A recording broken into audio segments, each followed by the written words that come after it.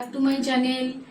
আমি আপনাদের জন্য বন্ধুরা আমি আপনাদের জন্য নতুন রেসিপি নিয়ে এসেছি, সোয়াবিনের কোপ্তাকারি। সোয়াবিনের কোপ্তাকারির জন্য আমি আগে থেকেই সোয়াবিন নিয়েছি। সোয়াবিনটাকে সেদ্ধ করে আমি পেস্ট করে নিয়েছি, একটু সুবিধার জন্য পেস্ট করে নিয়েছি। একটা আলু একটু মেখে নিয়েছি, এর সঙ্গে মেশাবো। আর কাঁচা লঙ্কা বাটা, একটু কর্নফ্লাওয়ার, চিনি, আদা বাটা, জিরে গুঁড়ো, নুন, তেজপাতা, হলুদ, হিং, ঘি, গোটা গরম মশলা লাগবে। এবার দেখে নেওয়া যাক কীভাবে রান্নাটা করব। আগেই আমি কড়াতে তেল দিলাম না, আগে প্রথমে আমি সোয়াবিন আর আলুটাকে মাখবো। সোয়াবিন বাটা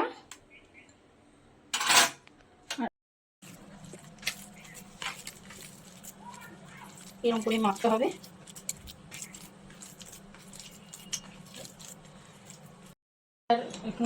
আলু আর সোয়াবিনটা মেখে নিলাম। এবার একটু কর্নফ্লাওয়ার দিলাম যাতে মাখাটা টাইট টাইট হয়। অনেকে নাও দিতে পারেন, সবাইকে যে দিতে হবে তার কোনো মানে নেই। এবার এর মধ্যে একটু কাঁচা লঙ্কা বাটা, আদা বাটা, কাঁচা লঙ্কা বাটা, আদা বাটা,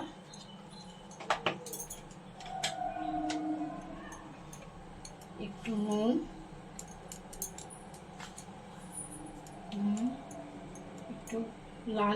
একটু লঙ্কা, লাল লঙ্কার গুঁড়ো, একটু ঝাল লঙ্কা দিলাম, একটু জিরে গুঁড়ো দিলাম, একটু হলুদ গুঁড়ো দিলাম, ধনে গুঁড়ো একটু দিলাম, একটু মিষ্টি। এবার এর সঙ্গে একটু আমি হিং মেশালাম, পরেও আবার হিং মেশাবো, তো আগে একটু হিং মিশিয়ে নিলাম। এবার সবগুলোকে একসঙ্গে মেখে,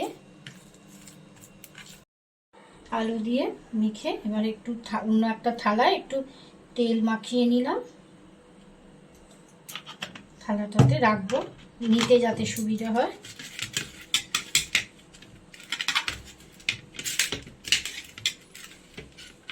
থালাতেও মাখালাম যাতে এটা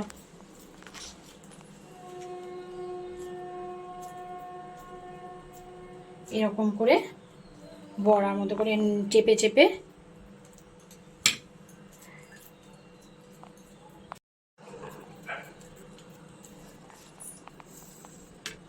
এরকম শেপ দিলাম গোল গোল করে।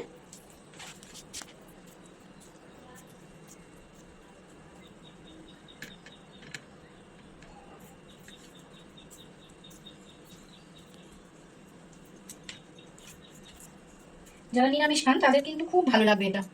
দেখবেন যারা নিরামিষ খান সবসময় সোয়াবিনের তরকারি লোকের ভালো লাগে না, তাদের জন্য এটা খুব ভালো লাগবে।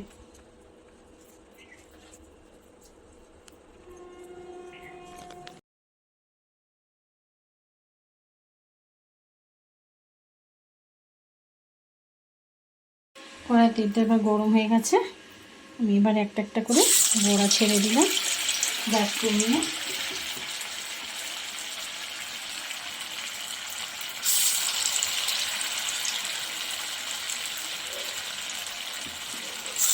ভাজতে ভাজতে এবার এক পিঠ হয়ে গেলে আরেক পিঠ উল্টে নিতে হবে।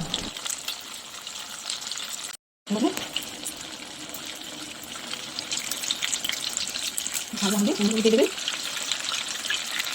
এবার বড়াগুলো সব ভাজা হয়ে গেছে, এবার বড়াগুলোকে সব তুলে নিতে হবে।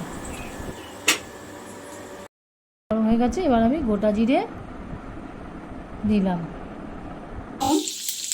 শুকনো লঙ্কা,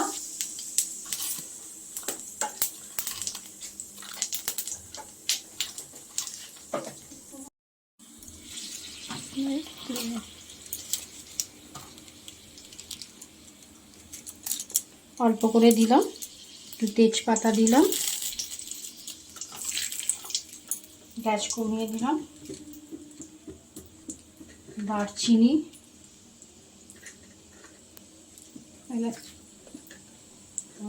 একটু এলাচ দিয়ে দিলাম, একটু ফাটিয়ে দিলাম এলাচটা। আপনারা যেমন এলাচ খাবেন তেমন দেবেন, অল্প করে এলাচ দিলাম। এইবার আমি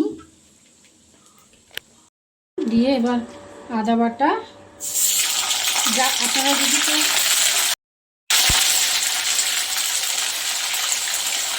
আদা বাটা দিলাম, কাঁচা লঙ্কা বাটা, কাঁচা লঙ্কা বাটা, ধনে গুঁড়ো, জিরে গুঁড়ো, হলুদ, কাশ্মীরি লঙ্কার গুঁড়ো একটু কমের জন্য, অল্প একটু আমি দিলাম আমার স্বাদ মতো একটু গুঁড়ো লঙ্কা, নুন,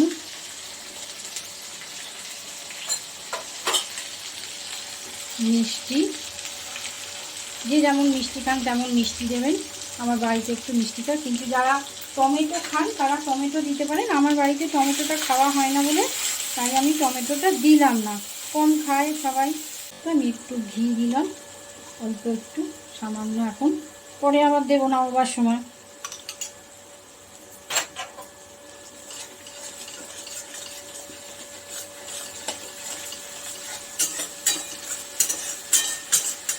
একটুখানি ঘি, গরম মশলা, মশলাটা যাতে পুড়ে না যায় গ্যাস কমিয়ে সবসময় করবেন। আর একটু জল, আরও ভালো মশলাগুলো পুড়ে যায় না, তাহলে আর খেতেও স্বাদ হবে। কষে যতক্ষণ না তেল বেরিয়ে আসছে ততক্ষণ এরকমভাবে কষতে হবে।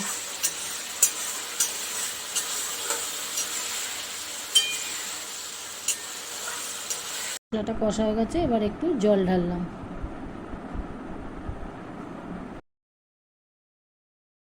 লঙ্কা দিয়ে দিলাম করে,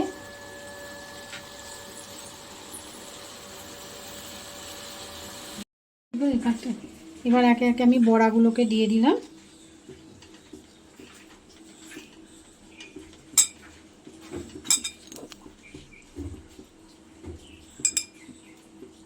দিয়ে একটু ফুটিয়ে একটু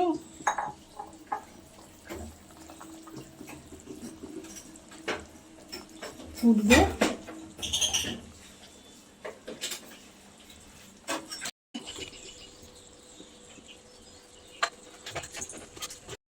ভালো করে একটু ফুটবে, ফুটে এলে আপনি ঘি একটু গরম মশলা দিয়ে নামিয়ে দেবেন।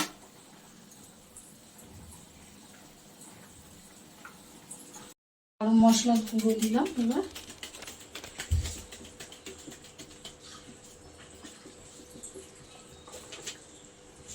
আবার শুধু একটু ঘি দিয়ে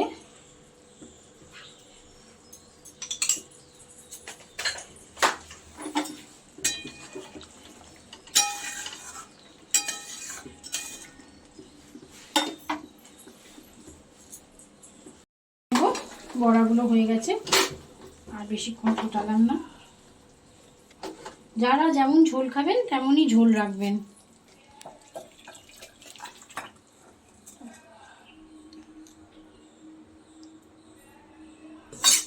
মানে কোপ্তার কারিটা যেমন খাবেন, কোপ্তা কারির রেসিপিটা হয়ে গেছে। এবার আমার ছেলে এসে গেছে, আমি একটু ছেলেকে দিই, ছেলেই বলবে কেমন হয়েছে। আজকে একটু তাড়াতাড়ি এসে গেছে, হয়ে গেছে। আমার ছেলে অফিস থেকে এসে গেছে, ওই ছেলেকে দিয়ে টেস্ট করে ছেলেই বলবে কেমন হয়েছে।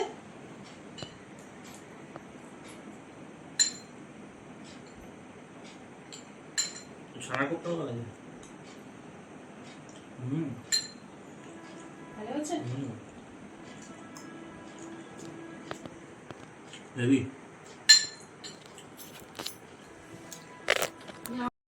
আমি ছেলেকে দিলাম, ছেলে বললো খুব ভালো হয়েছে, আপনারাও বানিয়ে খেয়ে দেখবেন। যদি এটা আমার রেসিপিটা ভালো লেগে থাকে তাহলে আপনি লাইক, শেয়ার, কমেন্ট করবেন এবং পাশে বেল আইকনটা টিপে দেবেন। এরপরে আমি আবার নতুন রেসিপি নিয়ে আবার ভিডিওতে আসব। আপনাদের সকলের শুভেচ্ছা কামনা করি। সবাইকে আপনাদের ভালোবাসায় আমি যেন আরও ভালো ভালো রেসিপি নিয়ে আসতে পারি।